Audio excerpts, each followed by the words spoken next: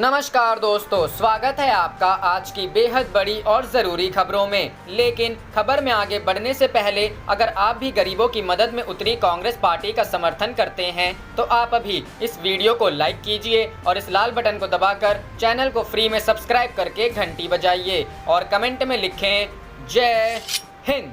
रुख करते हैं पहले खबर की तरफ। संजय राउत ने देश में कोरोना फैलने के लिए नमस्ते ट्रंप कार्यक्रम को ठहराया जिम्मेदार। कहा, जी हां दोस्तों, शिवसेना नेता संजय राउत ने कहा कि गुजरात और बाद में मुंबई और दिल्ली में कोरोना वायरस फैलाने के लिए फरवरी में अहमदाबाद में अमेरिका के राष्ट्रपति डोनाल्ड ट्रंप के स्वागत में आयोजित किया गया कार्यक्रम जिम्मेदार है, जिसमें ट्रंप के शिष्टमंडल के कुछ सदस्यों ने हिस्सा लिया था। राउत ने केंद्र सरकार की भी आलोचना करते हुए कहा कि लॉकडाउन बिना किसी योजना के लागू किया गया, लेकिन अब इसे हटाने की जिम्मेदारी राज्यों पर छोड़ दी गई है। शिवसेना सांसद ने कहा कि महाराष्ट्र सरकार को गिराने की भाजपा की तमाम कोशिशों के बावजूद महाविकास अघाड़ी सरकार को कोई खतरा नहीं है, क्योंकि इसका अस्तित्व कायम रखना शिवसेना, राकांपा और कांग्रेस की मजबूरी है। शिवसेना के मुखपत्र सामना में अपने साप्ताहिक स्तंभ में राउत ने कहा, इससे इनकार नहीं किया जा सकता कि अमेरिका के राष्ट्रपति डोनाल्ड ट्रंप के स्वागत में एकत्रित हुए जनसमूह के कारण गुजरात में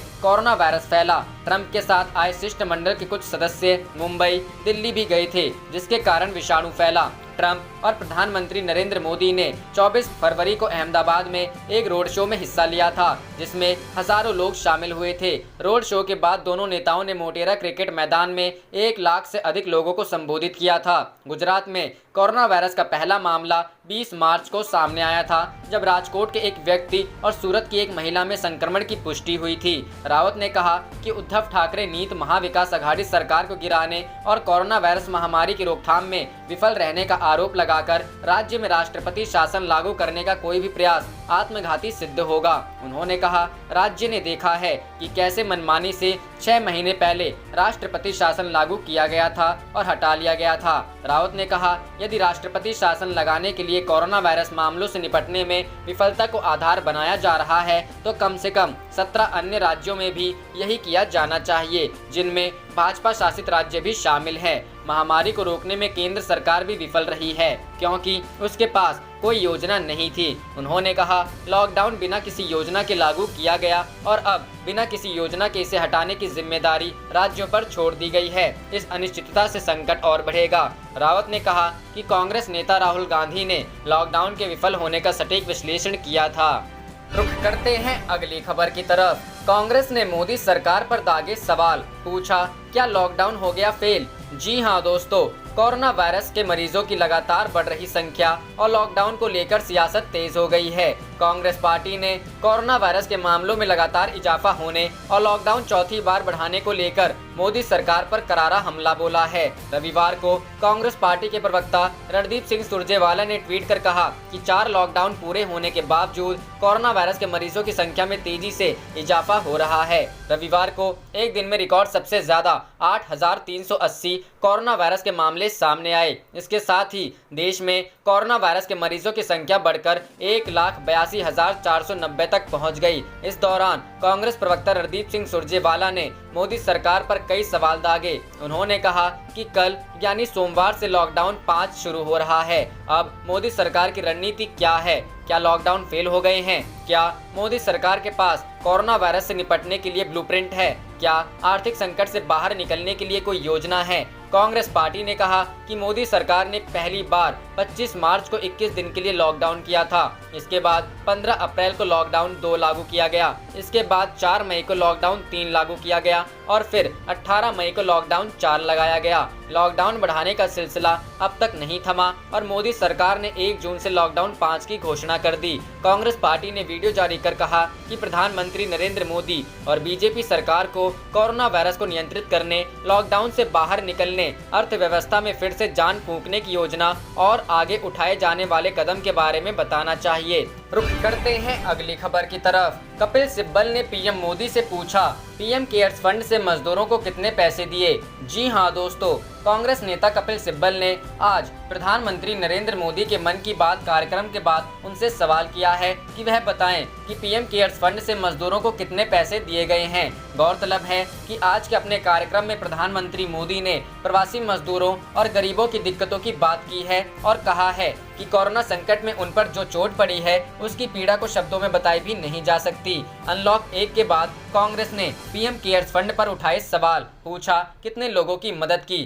कांग्रेस नेता कपिल सिब्बल ने प्रधानमंत्री मोदी से सवाल किया है, मैं पीएम मोदी से पूछना चाहता हूं कि क्या वे हमें बता सकते हैं कि आपने अपने पीएम केयर्स फंड से मजदूरों को कितने पैसे दिए हैं। मैं उनसे अनुरोध करता हूं कि इस सवाल का उत्तर दें। इससे पहले प्रधानमंत्री ने कहा था कि हमारे देश में भी कोई वर्ग ऐसा नहीं है जो कठिनाई में ना हो, परेशानी में ना हो, और इस संकट की सबसे बड़ी चोट अगर किसी पर पड़ी है तो हमारे गरीब, मजदूर, श्रमिक वर्ग पर पड़ी है। उनकी तकलीफ, उनका दर्द, उनकी पीड़ा शब्दों में नहीं कहा जा सकती। हम में से कौन ऐसा होगा जो उनकी और उनके परिवार की तकलीफों को अनुभव ना कर रहा हो। हम सब मिलकर इस तकलीफ को, इस पीड़ा को बांटने का प्रयास कर रहे हैं। पूरा देश प्रयास कर रहा है। पीएम मोदी बोले कि जो दृश्य आज हम देख रहे हैं इससे देश को अतीत में जो कुछ हुआ उसके अवलोकन और भविष्य के लिए सीखने का अवसर भी मिला है। आज हमारे श्रमिकों की पीड़ा में हम देश के पूर्वी हिस्से की पीड़ा को देख सकते हैं, जिस पूर्वी हिस्से में देश का ग्रोथ इंजन बनने की क्षमता है, जिसके श्रमिकों के बाहुबल में देश को नई ऊंचाई पर ले जाने का सामर्थ्य है। उस पूर्वी हिस्से का विकास बहुत आवश्यक है। पूर्वी भारत के विकास से ही देश की संतुलित आर्थिक विकास संभव है। देश ने जब मुझे सेवा का अवसर दिया तभी से हमने पूर्वी भारत के विकास को प्राथमिकता दी है। मुझे संतोष है कि बीते वर्षों में इस दिशा में बहुत कुछ हुआ है और अब प्रवासी मजदूरों को देखते हुए बहुत कुछ नए कदम उठाना भी आवश्यक हो गया है और हम लगातार उस दिशा में आगे बढ़ रहे हैं। रुख करते हैं अगली खबर की तरफ। कोरोना संकट, अनलॉक 1 के ऐलान के बीच भड़के प्रशांत किशोर, बोले हम खुद को बड़ी तबाही की ओर धकेल रहे। जी हां दोस्तों, कोरोना वायरस महामारी पर नियंत्रण के लिए देश भर में लगाए गए लॉकडाउन को लेकर प्रशांत किशोर ने मोदी सरकार पर निशाना साधा है। साथ ही उन्होंने देश की आर्थिक गतिविधियों में तेजी लाने के लिए चरणबद्ध तरह से रियायत देने का फैसले पर भी सवाल उठाए हैं। प्रशांत किशोर ने रविवार को अपने ट्वीट में लिखा, एक असफल लॉकडाउन और लगातार की गई रणनीतिक गलतियों ने एक सार्वजनिक स्वास्थ्य समस्या को पूर्ण रूप से मानवीय संकट बना दिया है। इस कार्य प्रणाली में वैज्ञानिक साक्ष्य और आंकड़ों पर आधारित सुधार के बजाय अब अनलॉक 1 कर हम खुद को एक बड़ी तबाही की ओर ढकेल रहे हैं। गृह मंत्रालय ने शनिवार को लॉकडाउन को कंटेनमेंट जोन तक सीमित करके अवधि को 30 जून तक के लिए बढ़ाया है। हालांकि इस दौरान लॉकडाउन को धीरे धीरे हटाया जाएगा। लॉकडाउन 5 में कंटेनमेंट जोन को छोड़कर अन्य क्षेत्रों को चरणबद्ध तरीके से खोला जाएगा। इसका पहला चरण 8 जून से लागू होगा। इसके तहत 8 जून से मॉल, रेस्टोरेंट और धार्मिक स्थल खुल सकेंगे। लॉकडाउन एग्जिट योजना के तहत सार्वजनिक स्थानों और धार्मिक स्थल, होटल, रेस्टोरेंट और अन्य आतिथ्य सेवाएं और शॉपिंग मॉल को 8 जून 2020 से खोलने की अनुमति दी जाएगी। इसको लेकर स्वास्थ्य मंत्रालय मानक संचालन प्रक्रिया जारी करेगा। वहीं दूसरे चरण में राज्यों और केंद्र शासित प्रदेशों के साथ विचार विमर्श के बाद स्कूल, कॉलेज, शैक्षिक प्रशिक्षण, कोचिंग संस्थान आदि खोले जाएंगे। जुलाई से यह संस्थान खोले जा सकेंगे। वहीं तीसरे चरण के तहत अंतर्राष्ट्रीय हवाई यात्रा, मेट्रो रेल का संचालन, सिनेमा हॉल, व्यायामशाला, जिम, स्विमिंग पूल, मनोरंजन पार्क आदि के लिए तिथियों का निर्धारण स्थिति के आकलन के आधार पर किया जाएगा। रुख करते हैं अगली खबर की तरफ। प्रवासी मजदूरों के साथ दुर्व्यवहार, फेंक कर दे रहे थे बिस्किट के पैकेट, रेलवे कर्मचारी सस्पेंड। जी हां दोस्तों, एक तरफ सरकार प्रवासी मजदूरों के लिए इंतजामों का दावा कर रही है तो वहीं दूसरी तरफ रेलवे के कर्मचारियों के द्वारा ही प्रवासी मजदूरों के साथ अभद्रता का मामला सामने आया है। उत्तर प्रदेश के टुंडला स्टेशन पर प्रवासी मजदूरों को ट्रेन में खाने पीने के सामान बांटने के दौरान अभद्र व्यवहार का मामला सामने आया है। स्थानीय स्तर से वायरल हुआ वीडियो उच्च अधिकारियों तक पहुंच चुका है, जिसके बाद इन कर्मचारियों के खिलाफ कार्रवाई की गई है। टुंजला स्टेशन के सीटीआई समेत 8 कर्मचारियों को निलंबित करने का आदेश जारी किया गया है। घटना 25 मई की है। टुंडला रेलवे स्टेशन पर मजदूरों से भरी एक श्रमिक एक्सप्रेस खड़ी हुई। यहां प्रवासी मजदूरों को खाने पीने के सामान दिए जाने थे। इसकी जिम्मेदारी रेलवे कर्मचारियों को दी गई थी। इस दौरान CITD के दीक्षित समेत रेलवे के कर्मचारी श्रमिकों का मजाक बनाते और बिस्कुट के पैकेट फेंकते हुए दिखाई दिए। इस वीडियो में कर्मचारियों की बातचीत भी है, जहां वो लगातार अपशब्दों का इस्तेमाल करते हुए नजर आ रहे हैं। इस घटना का वीडियो अधिकारियों के WhatsApp ग्रुप तक पहुंच गया। इसके बाद रेलवे ने ट्विटर के जरिए रेलवे कर्मचारियों के खिलाफ कार्रवाई करने की बात कही। घटना का वीडियो सोशल मीडिया पर तेजी से वायरल हो रहा है।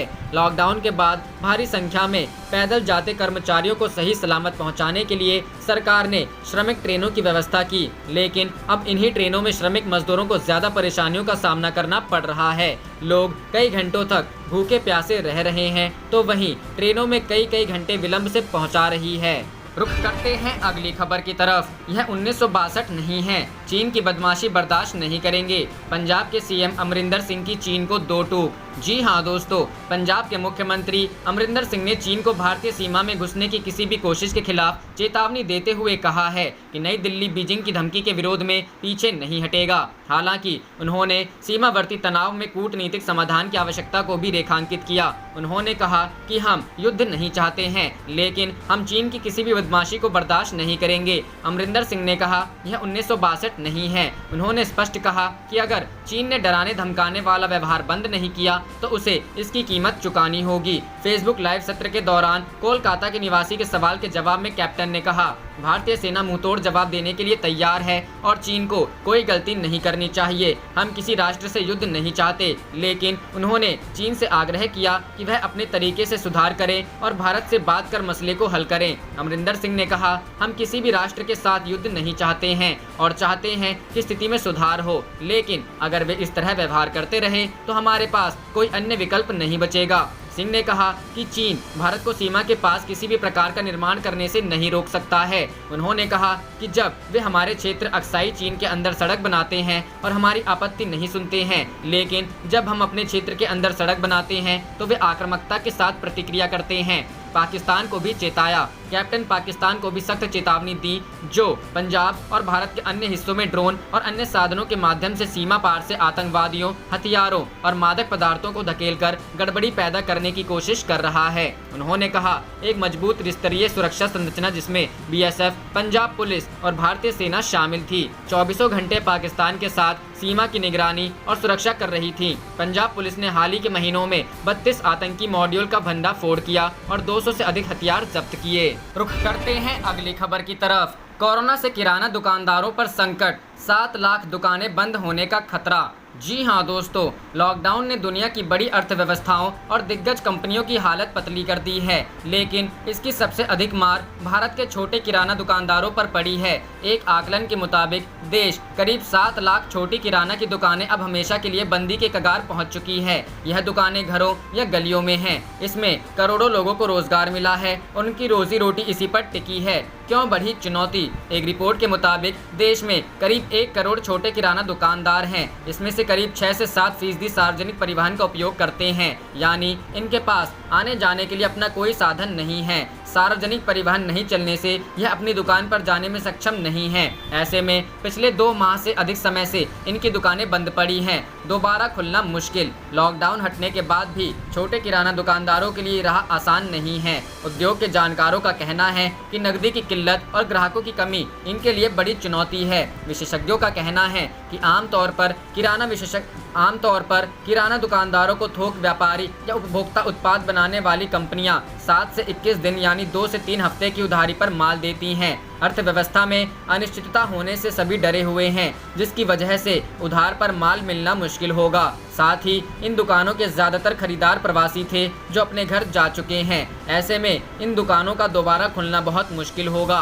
बड़ी कंपनियों को भी होगा नुकसान। छोटी किराना दुकानें बंद होने से बड़ी कंपनियों की परेशानी भी बढ़ने वाली है। निल्सन की एक रिपोर्ट के मुताबिक देश में कुल किराना उत्पादों की बिक्री में मूल्य के हिसाब से छोटी किराना दुकानों की हिस्सेदारी 20% है। खुदरा कारोबारियों के संगठन कैट के महासचिव प्रवीण खंडेलवाल का कहना है कि इन दुकानों पर दूध, ब्रेड, बिस्किट, साबुन, शैम्पू और शीतल पेय पदार्थों के साथ रोजमर्रा के कई उत्पाद बिकते हैं जो ज्यादातर बड़ी कंपनियां बनाती हैं। ऐसे में छोटी किराना दुकानें बंद होने से बड़ी कंपनियों पर भी असर पड़ना तय है। खंडेलवाल का कहना है कि यह चुनौती जितनी बड़ी दिख रही है उससे कहीं अधिक गंभीर है। रुख करते हैं अगली खबर की तरफ। मौसम विभाग ने जारी किया ऑरेंज अलर्ट। यूपी के इन जिलों में तेज आंधी के साथ बारिश की चेतावनी। जी हां दोस्तों, कोरोना संकट से जूझ रहे देश में मौसम का बदलता मिजाज भी संकट का दूसरा पर्याय बन गया है। कभी आसमान से बरसते आग के गोले तो कभी आंधी और बारिश। वहीं मौसम विभाग ने एक बार फिर उत्तर प्रदेश में लखनऊ समेत कई इलाकों में तेज आंधी और बारिश की चेतावनी जारी की है। विभाग के अनुसार प्रदेश में 2 जून तक बारिश के साथ आंधी व तूफान का कहर जारी रहेगा। बता दें कि शनिवार से लेकर 2 जून तक लखनऊ के 7 ब्रज और रुहेलखंड के 20 जिलों के लिए मौसम विभाग ने चेतावनी भी जारी की है। आप देख रहे थे आपका अपना चैनल जय हिंद जय भारत।